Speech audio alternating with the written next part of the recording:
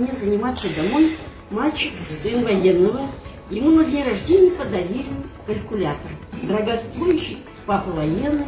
Он его положил вот так на руки детям и говорит: вот это создано умами Афанасьевна вашего поколения.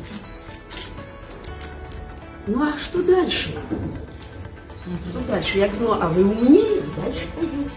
Идите вперед. Спасибо.